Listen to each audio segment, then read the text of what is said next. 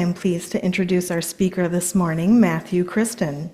Matthew is a member of our fellowship and is a retired educator, business owner, recipient of a lot of education, certified facilitator, fitness geek, seeker, manager of his humanity for over 6 decades, and processor of how we learn, relate, and engage with our world in hopes of discovering it, whatever it may be.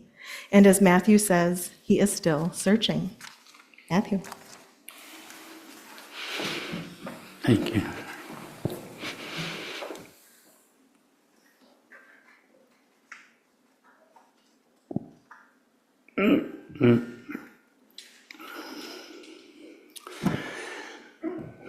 You will be the same in 5 years as you are today, except for the people you meet and the books you read. EU members, guests, Amber. Jim Rohn made this comment lots of years ago, and it's so apt for the talk today because the biggest, most impactful part of my experience in Sierra Leone was the people. And the people, and they have changed my life. Go back to the first slide there. So the reason that's up there is the slide that, or the songs that you heard, the chant, I didn't show the picture of the people. I tried to be very sensitive to the photos that I took while I was there. I really didn't want to mislead people as to who I was with and what, because pictures can be misleading sometimes. But this was the school where that chant took place, and I'll talk a little bit more about it. So go to the next slide. So the connection I had to Sierra Leone started in 2011 when I was teaching 8th grade at Logan Middle School, and we worked with students on Friday mornings called Take Action Fridays, and our goal was to try and help them to learn that they had a voice in the world to make a difference at their young age. And so I had two groups, one that decided they wanted to send bikes to another part of the world, and another group that raised $2,000 to help with the shipping. And that in that process, we were researching where to go, and we came across Working Bikes, which is an outfit in Chicago that asked me sometime. They're simply amazing.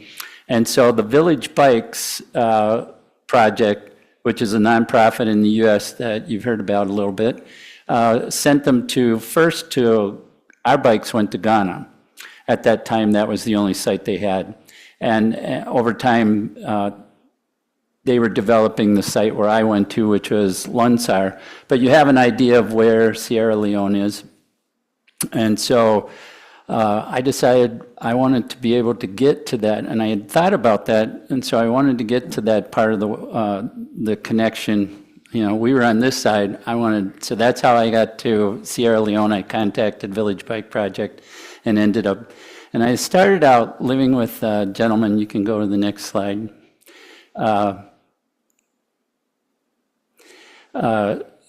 And my job there was to put together bikes, help with training mechanics, and doing all things bike related. So you can see there's a whole variety of ways that, and it's incredible the lack of resource, but you can't really see it in this picture that well. But that was my main job there. Every day I'd head over to a bike shop. You can go to the next slide. So I lived with this young man, and his Abdul Karim Kamara, or Stylish Man, is his nickname. They call him Stylish. Incredible human being.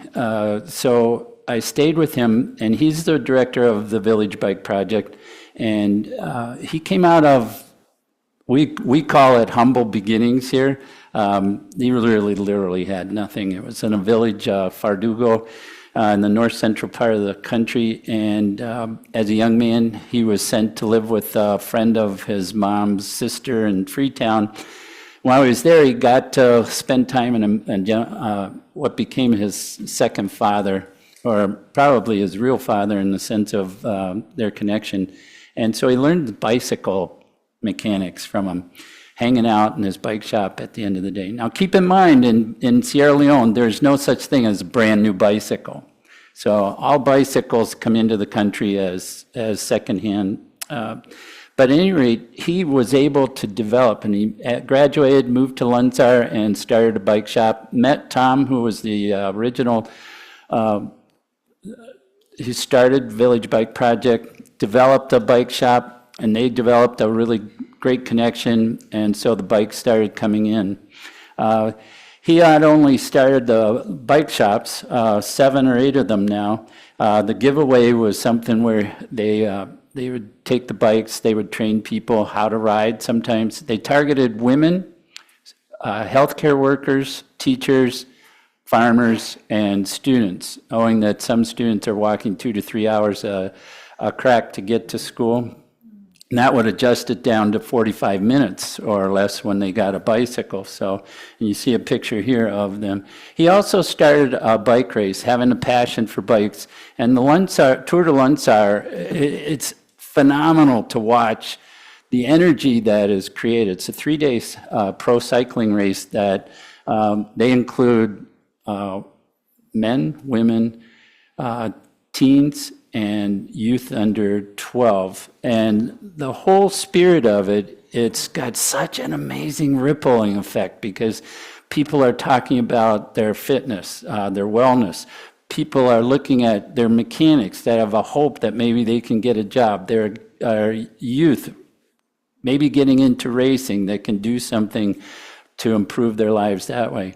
And so he also, in this picture, he started a program called the Summer Feeding Program, and he raises the funds.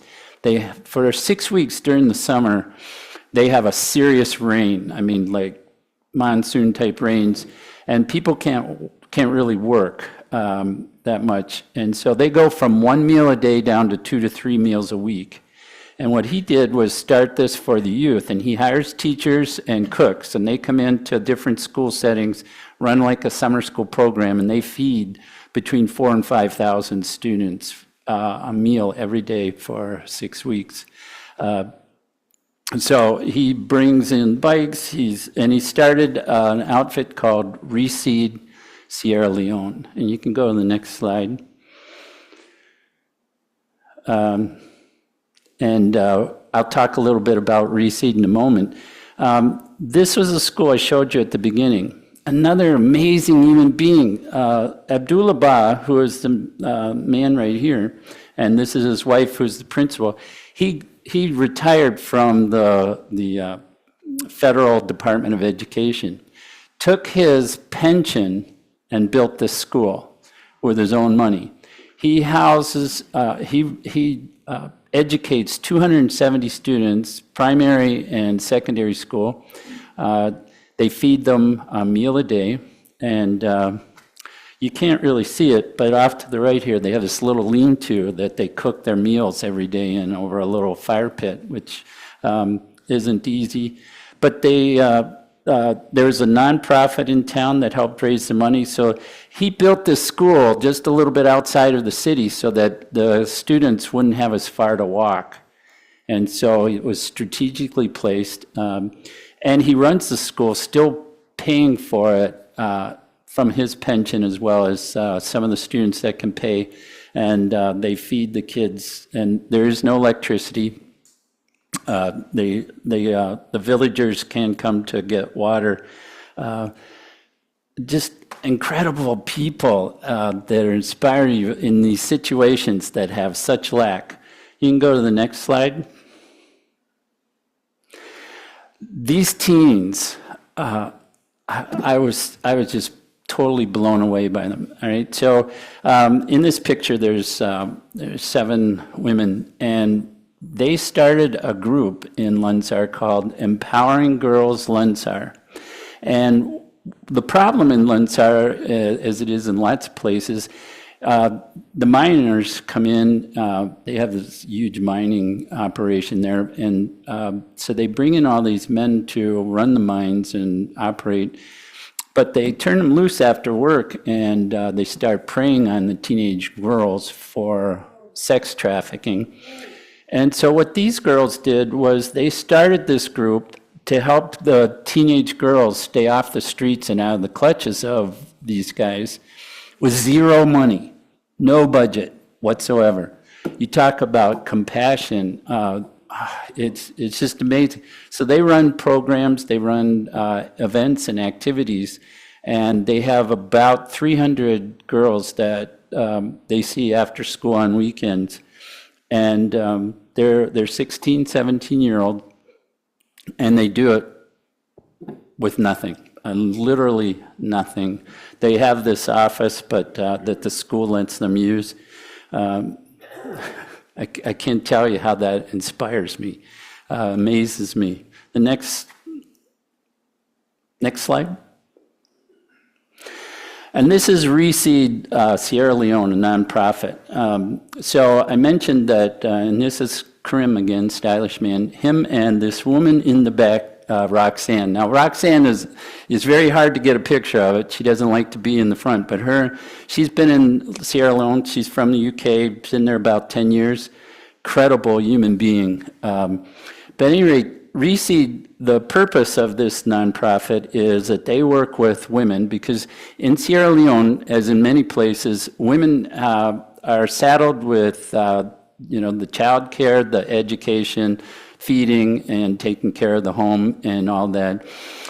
But there really is a lack of a way to do that. And so what Reseed has a section, a division, and that's what the women here, they run small training sessions for women to build micro businesses. They do micro loans. And then there's an agricultural division run by MC, and he takes and helps farmers with getting their crops planted at the right times, helping them with organic practices, help them with, they do micro loans for seeds, and then ways to get their products marketed. And then they also have a program for youth where they try to get youth into a vocational schooling, and they pay for that schooling because there's no such thing as free schools and public education in Sierra Leone.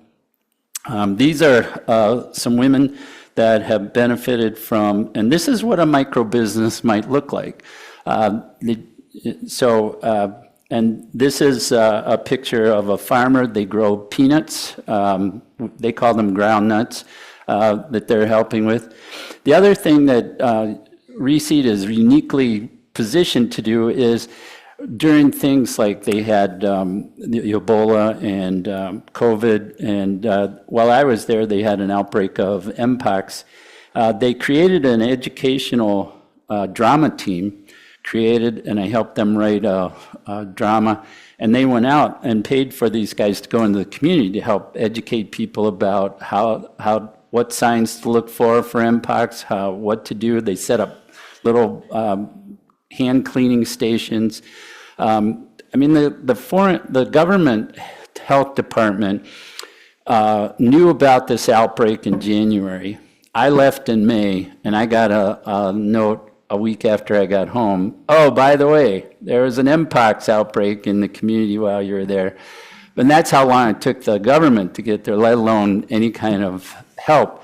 So Reseed takes on those kind of projects to help. And what's amazing about them is they do it without entanglements with churches and politics and politicians and whatnot. Incredible. All of these people would give you the shirt off their back, do whatever they could for you. Next slide. So this one ties into, I'll just give you a moment to read and think about it.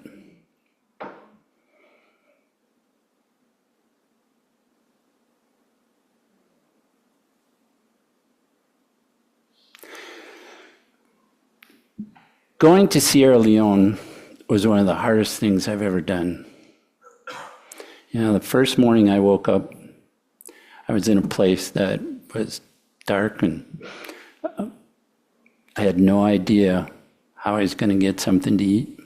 I had no, I went outside, and the lack was something I've never experienced.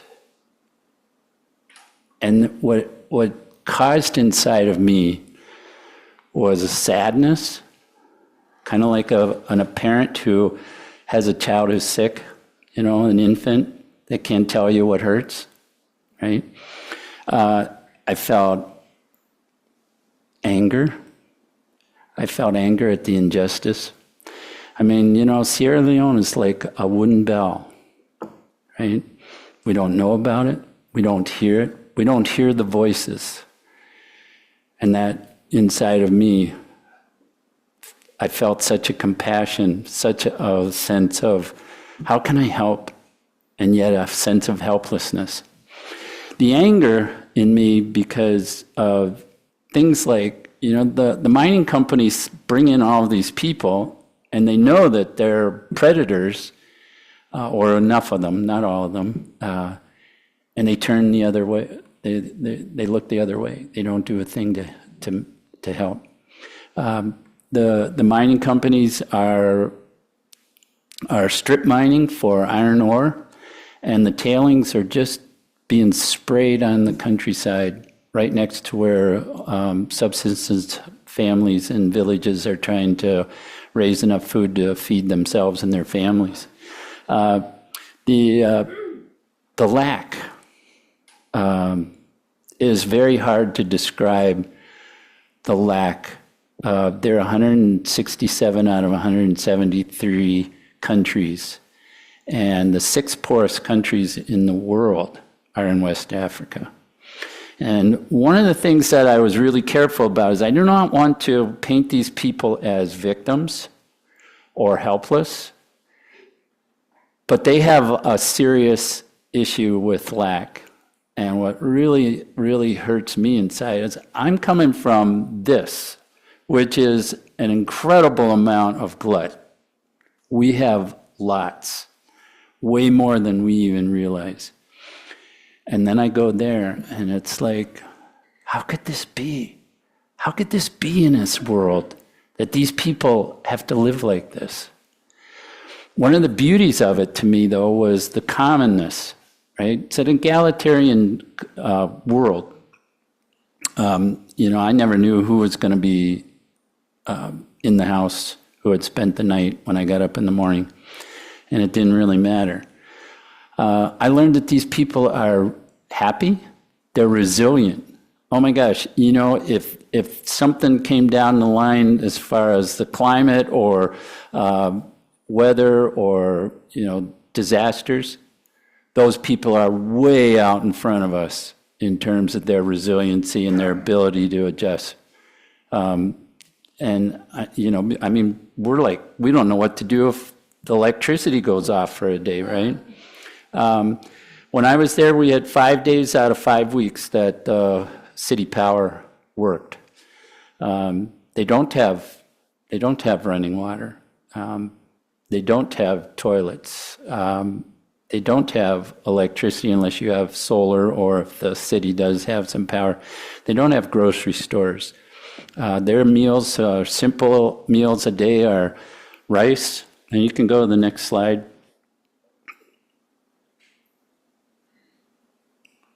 Yeah. So they're open air markets. Their meals are rice. They grow a lot of rice in Sierra Leone. They import rice. Their typical meal is once a day they'll have rice with cassava or potato leaf kind of sauce on it with either a chicken leg or a fish. This would be what's the closest thing to a grocery store, that and an open market. This is typical in the villages where they'll have maybe a cement block home. They build the blocks right there on site, and then they'll have like a lean-to where they'll do their cooking. They live quite a bit on mangoes. The things that came out, that I'm thinking that are really, really causing me to reflect a lot are things like, this is a road, a street, and that was the street that I lived on my commute. I'm like, what does it take to get a grader that can smooth out these streets? And why don't they have one? I mean, I'm thinking, is it that hard? Couldn't we? I mean, I don't know. This was the bar. Wasn't really a bar, but they don't have many. But that's where we would go and sit and have a drink. They did have 2 beers and lots of different fruit juices. This was a bike shop. So when we talk about a bike shop there, when I talk about lack, all right, even the racers would not have parts for their bikes, and it was so frustrating to me. I mean, on one hand, I learned that a true mechanic can do lots of things without the right tools, because they didn't have tools quite often. And I'm like, oh gosh, how are we going to fix this? And these guys would, some of these guys had the mechanical inclination that they could I'll use this and put this together and we'll make that work. And they did. And I'm like, oh God, I learned a lot about resourcefulness. But we were doing a training one day, and this cyclist comes in, and he pulls out a tire, and the tire had 5 different knots on it, the tube, sorry. And then what they did was, because there are no replacement tubes, they would take and bunch up the tube, take some floss, little string, tie up the hole, put it back into the tire, and pump it up and keep going. There are literally no tubes to be had. And so, you could imagine the kind of frustration. Now, the other things that I thought about that were kind of mind-changing, bending, missionary work. Missionary was so prevalent here. Lots and lots and lots and lots and lots of little churches. There's 60% Catholic or Christian, 40% Muslim. And they both all had their own little churches. And I thought to myself, what's the true purpose and what's the true path for missionary work? Because on one hand, I talked with a pastor, and they were like, yep, we just have to be patient. This is all God's plan. I'm like, I'm really having a hard time seeing how somebody would call this a plan, right? And then at the same time, I'm looking at these people on the average make $1.60 a day. That's their income. And, I'm like, are these churches really helping, or are they draining? And is the spirit of hope and faith enough to sustain people during those times of lack and hunger? And I don't know. I can't answer that. That's why in that line of that poem I wrote, will the meek really inherit the earth? Because I haven't seen any evidence of that myself. I looked at the things like ambition. I see what some of the people that I talked about here have done, and I think to myself, these people aren't afraid of work. They work real hard. They have to survive, but yet they lack opportunity. And I'm like, how do you define success? Because I found those people to be happier there. I mean, when I walk down the street in La Crosse, I don't hear anywhere near as many people laughing as I would if I walked down the street in Lunsar, And so there's all these things that are really understanding that these are people just like you and me. They're the essence of humanity. They want the same things. They want to be fed. They want to have a safe place to be. They want to have relationships with people. I found them to have a sort of commonality, a common space in their own orientation to the world that we don't have here. It made me really, really kind of stand out how isolated we keep ourselves in this culture in America. You know, we have to do so much for ourselves, and yet these people are so much more naturally combining, and they have much more common space. You know, the definition of this is your house, this is your plot of land isn't as pronounced. And so I learned a lot, and it's still impacting me. And the thing that I came away with was a strong desire to want to help.